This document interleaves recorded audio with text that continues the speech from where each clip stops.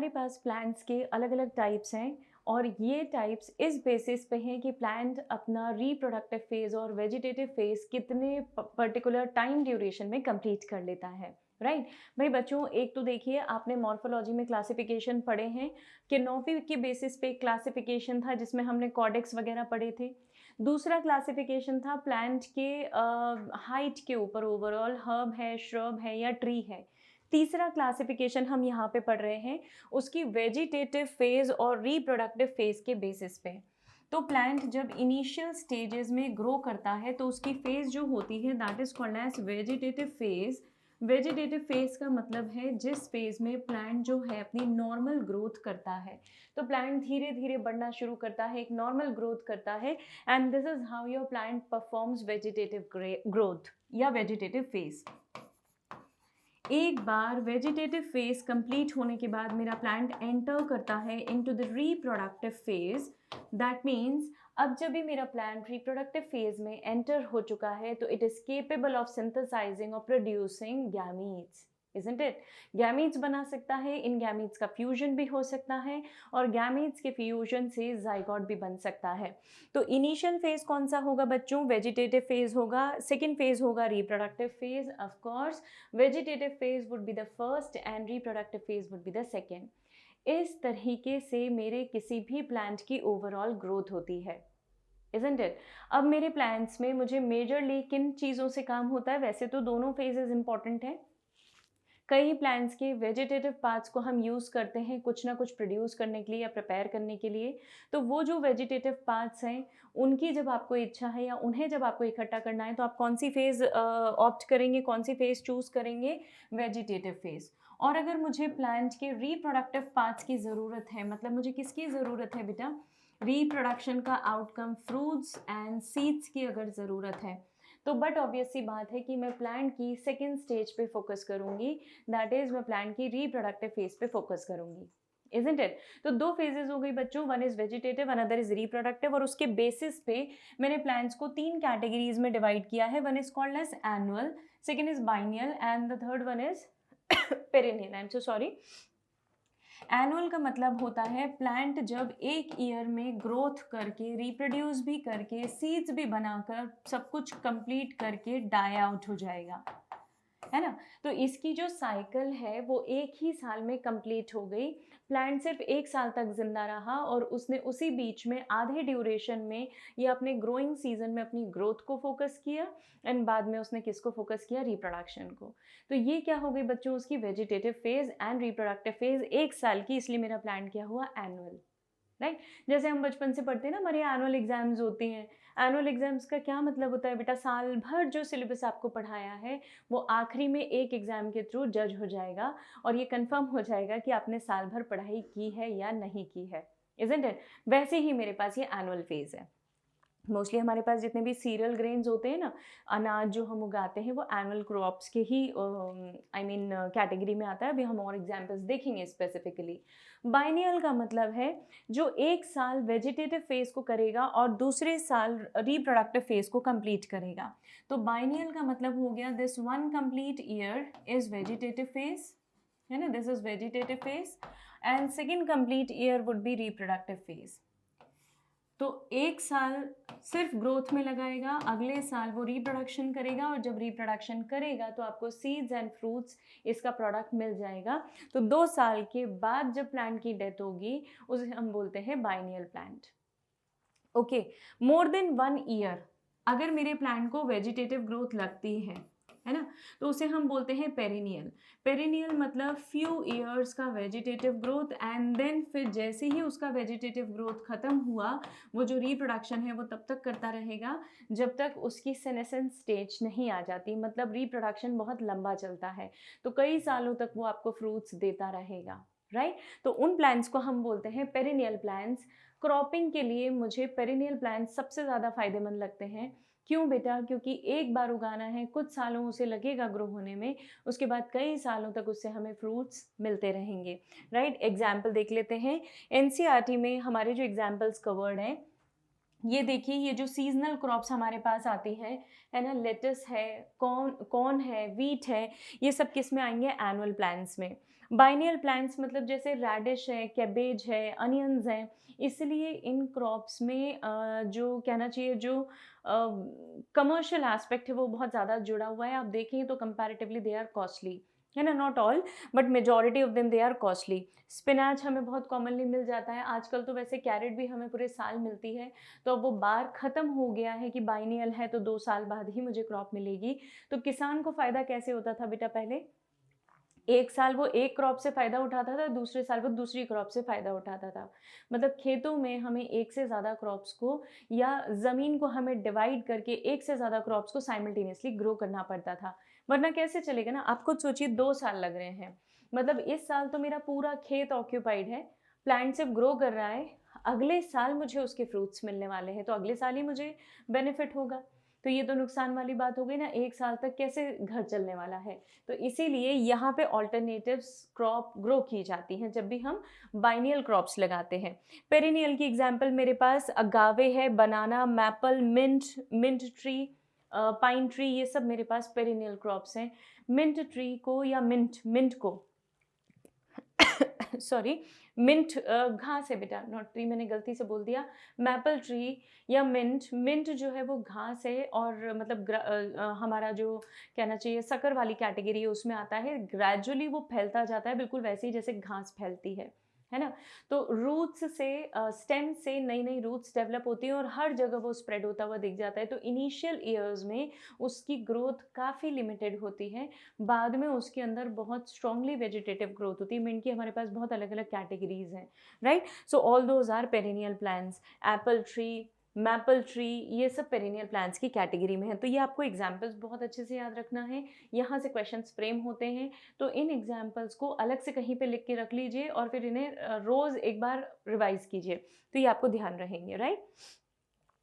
अब अगर मैं समराइज़ करूँ तो एनुअल और बाइनियल प्लांट्स में मुझे वेजिटेटिव फेज़ और रिप्रोडक्टिव फेज़ बहुत क्लियरली दिखाई दे सकती है। इवन सेनेसेंट फेज़ का टाइम पीरियड भी मेरे नोटिस में आ सकता है। पेरिनियल में क्योंकि हमने फ्यू ईयर्स बोले हैं, है ना, मतलब ये फिक्स नहीं है कि कब कौन सा टाइम पीरियड होगा, कब वेजिटेटिव होगा, कब रिप्रोडक्टिव होगा। तो पेरिनियल क्रॉप्स के लिए मैं इन दोनों स्टेजेस को बहुत क्लियरली मेंशन नहीं कर पाती हूँ।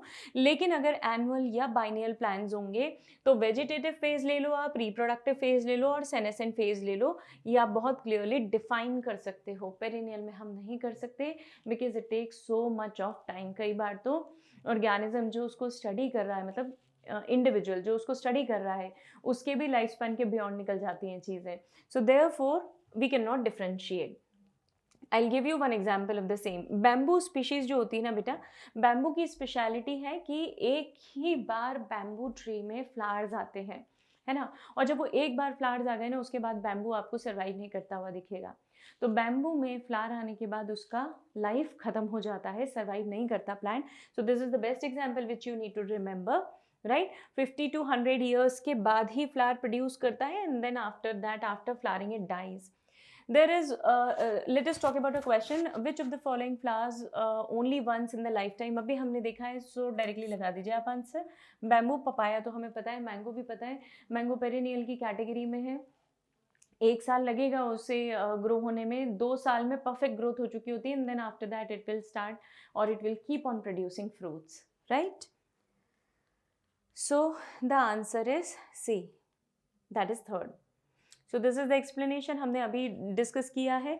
Jack fruit, papaya and mango polycarpic fruit की कैटेगरी में आते हैं। मॉर्फोलॉजी में हमने पढ़ा हुआ है मोनोकार्पिक, पॉलीकार्पिक फ्रूट्स क्या होते हैं, मल्टी कार्पेलरी ओवरी, है ना, अगर हो तो उससे जो हमें फ्रूट्स मिलेंगे दैट इज पॉलीकार्पिक फ्रूट। तो एक कई बार फ्लावर बनाएंगे, कई बार फ्रूट्स बनाएंगे, सिर्फ इनिशियल फेजेस उनको ग्रो करने के लिए थोड़ा टाइम लग जाता है एंड देन आफ्टर दैट तो you can not stop them, right. So there is one more plant species बेटा जो 12 साल में एक बार फ्लावर करता है, उसे हम नील करौंजी बोलते हैं।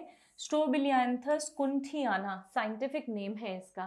है ना। ये प्लांट जो है सितंबर टू अक्टूबर के बीच में फ्लरिश होता है, इसमें फ्लावर आते हैं। लास्ट फ्लावर था इट वाज इन 2006, तो अब नेक्स्ट 12 इयर्स लगा लीजिए कि ये कब आपको नेक्स्ट फ्लावर देने वाला है, राइट। तो इसे देखने के लिए फिर जहाँ पे जो बोटानिकल गार्डन्स होते हैं वो ओपन भी रखे जाते हैं, क्योंकि ये 12 साल में एक बार फ्लावर देता है, तो बहुत कम चांसेस होते हैं इसके फ्लावर्स ऑब्जर्व करने के, राइट। तो फ्लावरिंग जो है वो कई जगहों पे हम इंड्यूस कर चुके हैं, और यही रीज़न है बेटा कि अब हमारे पास कई ऐसे प्लान्स हैं जो ईयर लॉन्ग फ्लावरिंग करते हैं। कोई लिमिटेशन नहीं, कोई ब्रैकेट नहीं है उनके लिए।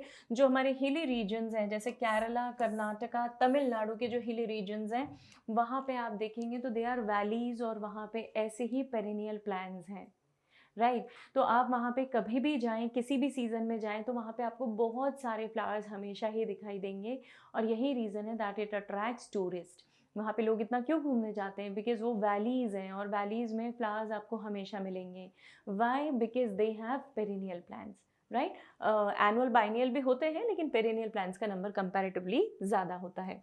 चलिए, अभी किसी भी लिविंग ऑर्गेनिज्म की फेजेस के बारे में मैं बात करूँ तो मेरे पास टोटल 3 फेजेस होती हैं, है ना, जिनमें पहली फेज मेरे पास है juvenile phase sorry. Juvenile phase का मतलब होता है वेजिटेटिव फेज। ये टर्म हम मतलब वेजिटेटिव टर्म हम प्लांट्स के लिए यूज़ करेंगे, and general term is juvenile phase. तो वेजिटेटिव फेज का क्या मतलब होता है बेटा? जब प्लांट के दूसरे पार्ट्स अच्छी ग्रोथ करते हैं उसे हम बोलते हैं वेजिटेटिव फेज, राइट। या फिर उसे हम जुवेनाइल फेज के नाम से भी जान सकते हैं अगर आप एनिमल्स की बात करें तो। हमने plant growth and development chapter पढ़ा था, जहाँ पे हमने ये देखा था कि कई प्लांट्स ऐसे होते हैं बेटा जो जुवेनाइल फेज में अलग होते हैं और अडल्ट स्टेज में अलग होते हैं। ज़रा नाम याद करने की कोशिश कीजिए, उसका एग्जाम्पल क्या था। एनसीईआरटी में क्लियरली गिवन है, तब भी मैंने स्ट्रेस देकर बोला था कि एग्जाम्पल बहुत इंपॉर्टेंट है। उस टॉपिक का लिंकिंग यहाँ पे भी हो रहा है, राइट। तो जुवेनाइल फेज एक फेज है। Second phase is reproductive phase. We already talked about it कि रिप्रोडक्टिव फेज में किसी भी ऑर्गेनिज्म के अंदर गैमीट्स बनेंगे और वो गैमीट्स फ्यूज होकर जाइगोट बना देंगे। तो the second phase is reproductive phase. Third phase is senescence और ओल्ड एज फेज, जो कि डेथ फेज के पहले होती है, ठीक है। डेथ के पहले होने वाली जो फेज है उसे हम बोलते हैं सेनेसेंस फेज या सेनेसेंट फेज। मतलब जिस फेज के पहले जो है ऑर्गेनिज्म की बॉडी की मेटाबॉलिज्म पूरी तरीके से चेंज हो जाएगी, सेल्स की मॉर्फोलॉजी भी आपको एग्जैक्टली तो आई शुड नॉट से मॉर्फोलॉजी बट फिजियोलॉजी सेल्स की काफ़ी हद तक चेंज हो जाती है, और यही इंडिकेशन है कि एजिंग की फिनोमिनन चालू हो चुकी है, ageing has already initiated, right? So these are the 3 phases in any organism. Now let us talk about the features of sexual reproduction. अगर किसी सेक्सुअली रिप्रोड्यूसिंग ऑर्गेनिज्म के बारे में बात करूं तो उसके रिप्रोडक्शन की प्रोसेस जो है, या जो सेक्सुअल रिप्रोडक्शन की प्रोसेस है, वो ग्रेजुअली कैसे टर्न अप होती है बेटा? पहले तो वो वेजिटेटिव फेस करता है, मतलब अपनी ग्रोथ करता है, that would be general growth, है ना। उस टाइम पे उसे इनफ नरिशमेंट चाहिए, वो नरिशमेंट अब्जॉर्ब करके ग्रेजुअली ग्रो करता है, राइट। उसके बाद जुवेनाइल फेज का and marks the beginning of reproductive phase.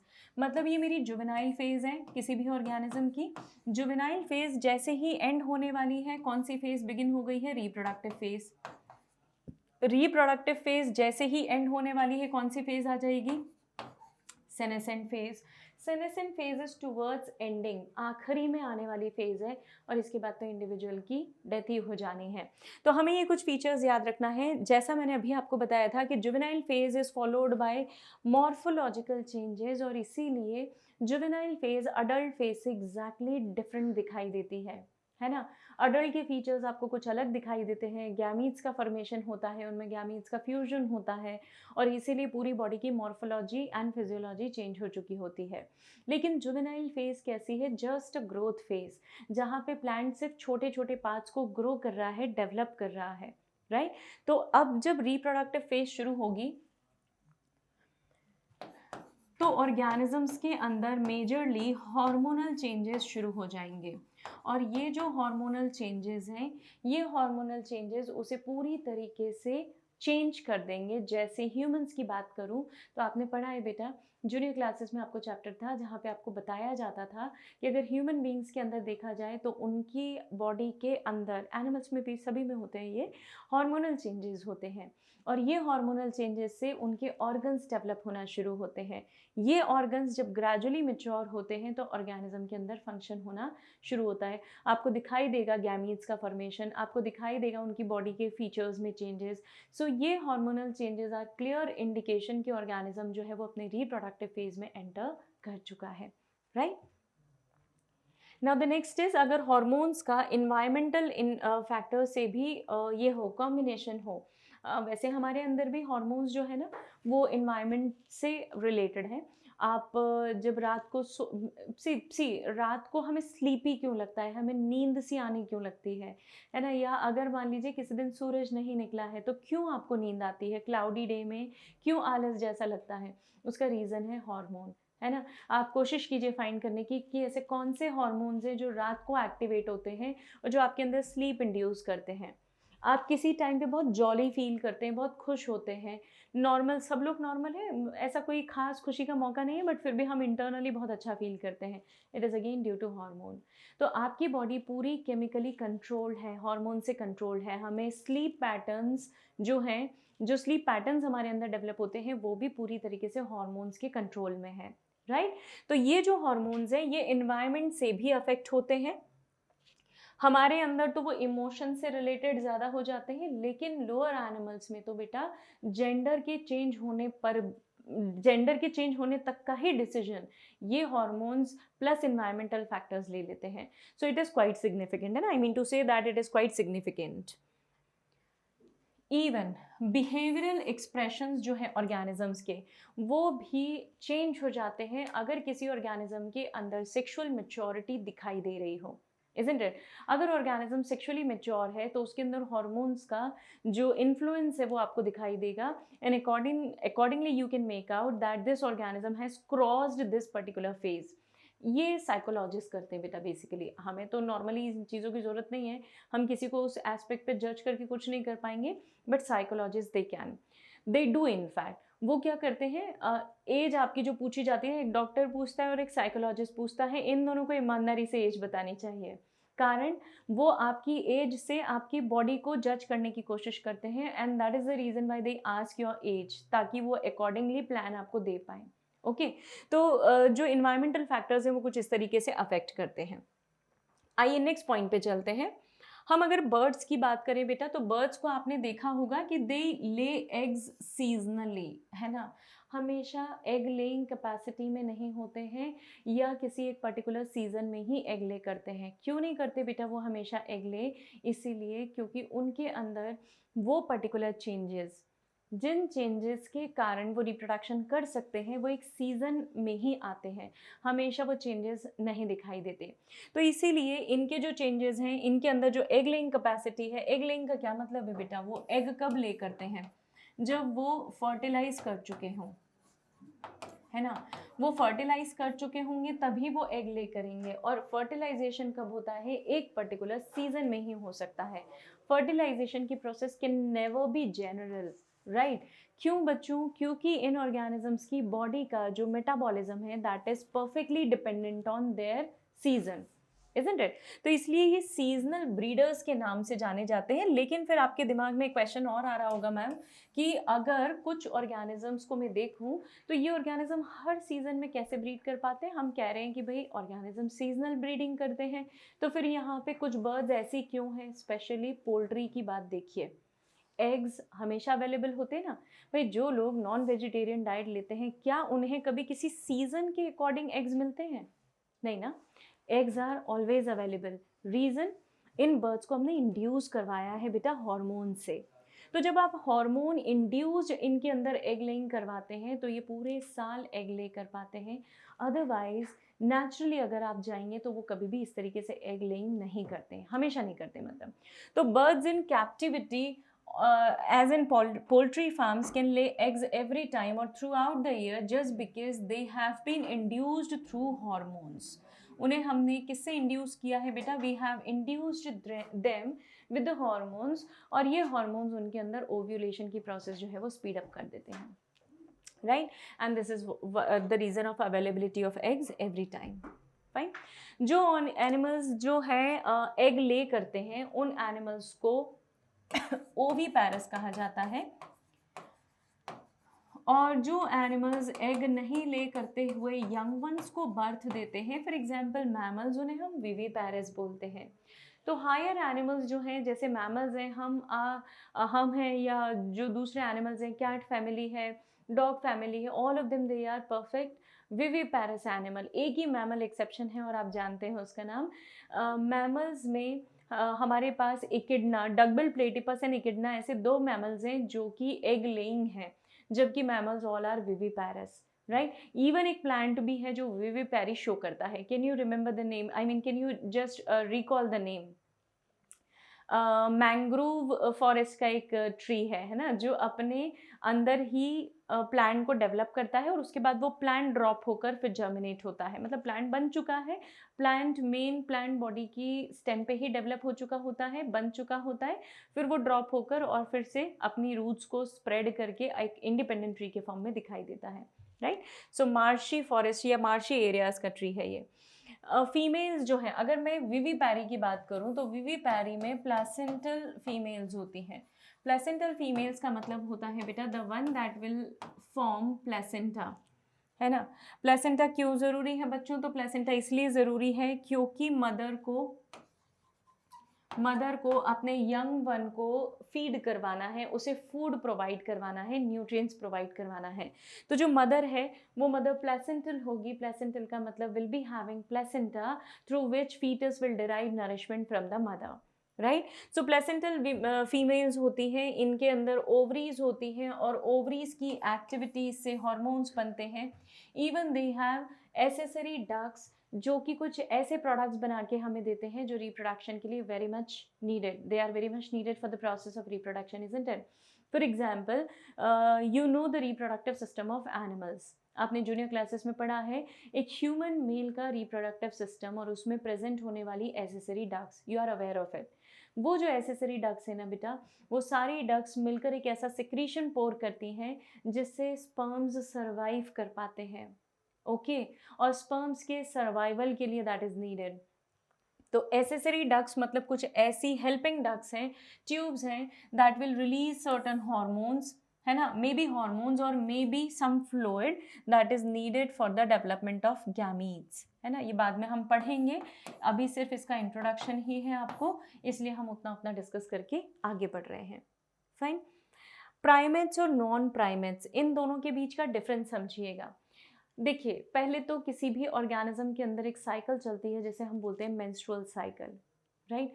Menstrual cycle क्या है बेटा? एक स्पेशल साइकिल जिस साइकिल की मदद से कोई भी फीमेल जो है वो गैमीट प्रिपेयर करती है, गैमीट मैच्योर होता है और वो गैमीट एम्ब्रियो में कन्वर्ट होता है, फ्यूज होता है, मतलब not gamete, gamete doesn't mature, I am so sorry, gametes fuse होते हैं, जाइगोट बनता है और जाइगोट एम्ब्रियो में कन्वर्ट होता है, एम्ब्रियो मैच्योर होता है, embryo turns out to be foetus, right. So ये जो सीक्वेंस है, ये सीक्वेंस करने के लिए मतलब फीमेल में ओवम को बनाने के लिए एक सेक्सुअल साइकिल चलती है which is called as menstrual cycle, we call it as menstrual cycle. और मेंस्ट्रुअल साइकिल क्या है बेटा? 28 डेज की साइकिल है ये फीमेल में, जिसमें 12th day around, 12 to 14th day around ovum का रिलीज होना होता है। रिलीज होना होता है मतलब मैं कुल मिला के बोल सकती हूँ कि ओवम जो है वो प्रोड्यूस होता है, सिक्रीट होता है। ये ओवम अवेलेबल हो जाता है फर्टिलाइजेशन के लिए, और इस बीच अगर मेल गैमीट्स की एंट्री होती है तो fusion between male and female gamete can result in zygote formation, right. तो ये जो फीमेल्स के अंदर साइकिल चलती है इसे मेंस्ट्रुअल साइकिल बोलते हैं। ये मेंस्ट्रुअल साइकिल होती है हमारे प्राइमेट्स में। प्राइमेट्स का मतलब होता है humans, monkeys, apes, gibbons, right. Monkeys, apes and gibbons, इन सब के अंदर जो साइकिल है दैट इज मेंस्ट्रुअल साइकिल। इस साइकिल का क्लियर इंडिकेशन है बेटा कि इफ इन केस फर्टिलाइजेशन नहीं अगर होता है, राइट, अगर फर्टिलाइजेशन की प्रोसेस नहीं हो पाई है तो जो एंटायर एक्स्ट्रा लाइनिंग है यूट्रस की that comes out in the form of a flow, right. ये एक फ्लो के फॉर्म में मदर की बॉडी से बाहर निकल जाती है, उसे हम बोलते हैं मेंस्ट्रुअल फ्लो। पर अगर प्रोसेस ऑलमोस्ट सिमिलर हो लेकिन ये जो फ्लो है ये बॉडी से बाहर न आए, है ना, वहीं के वहीं अब्जॉर्ब हो जाए। तो इसे हम मेंस्ट्रुअल साइकिल नाम न देते हुए we call it as oestrus cycle. और ये ईस्ट्रस साइकिल होती है शीप्स, डियर, है ना, रैबिट्स के अंदर, इनके अंदर, रैट्स के अंदर, टाइगर के अंदर, कैट फैमिली पूरी हमारी, काउ कैटल फैमिली पूरी, इन सब के अंदर जो साइकिल होती है that is called as oestrus cycle. Oestrus cycle में वो जो एक्स्ट्रा लाइनिंग है that doesn't comes out, it gets absorb then and there itself in the uterus, वो यूट्रस में ही अब्जॉर्ब हो जाती है, राइट। तो ईस्ट्रस साइकिल किस में याद रखेंगे बच्चों? Non primates. नॉन प्राइमेट्स के एग्जांपल मेरे पास cow, sheep, rat, deer, dog, tiger, पूरा पूरा टाइगर फैमिली एंटायर, राइट। और प्राइमेट्स के अंदर कौन सी साइकिल होगी? Menstrual cycle, where the flow comes out from the body of female, right. So this difference you need to remember, easy है, direct है। सीजनल ब्रीडर्स के बारे में अभी छोटे सा डिस्कशन हमने किया था। सीजनल ब्रीडर्स मतलब जो एक पर्टिकुलर सीजन ही उनका ब्रीडिंग टाइम है, specially that is applicable for birds and dogs. अच्छा, ऐसा करते क्यों है बेटा? हमारे अंदर ऐसी कोई प्रोसेस नहीं होती है, वी आर कंटिन्यूस ब्रीडर, हम पूरे साल ब्रीडिंग की प्रोसेस कर सकते हैं। Mammals, higher mammals, specially humans sorry, इसका रीज़न पता है क्या है?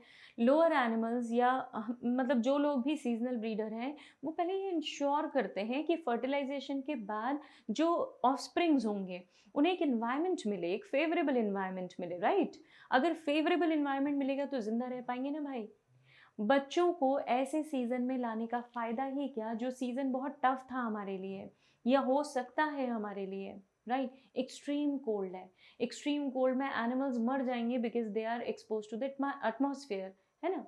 तो उस केस में वो किस टाइम पे रिप्रोडक्शन करें? उस टाइम पे रिप्रोडक्शन करें जब न ज़्यादा ठंड है न ज़्यादा गर्मी है, तो वो इन्वायरमेंट कैसा हो गया? फेवरेबल हो गया। ये जेनेटिक है बेटा, ये ऑर्गेनिजम्स के अंदर इनबिल्ट मैकेनिज्म है, उसी के हिसाब से उनके हार्मोन्स चेंज होते हैं और उसी के हिसाब से वो रिप्रोडक्शन करते हैं। So that is what is the major difference between seasonal and continuous breeders, right. Now let us talk about events of fertilisation. कुछ इवेंट्स होते हैं फर्टिलाइजेशन के पहले होने वाले, कुछ फर्टिलाइजेशन के दौरान होने वाले, कुछ फर्टिलाइजेशन के बाद होने वाले। तो उन्हें हम बोलते हैं pre fertilisation events, fertilisation events and then we have post fertilisation events. ऐसे 3 इवेंट्स हैं हमारे पास।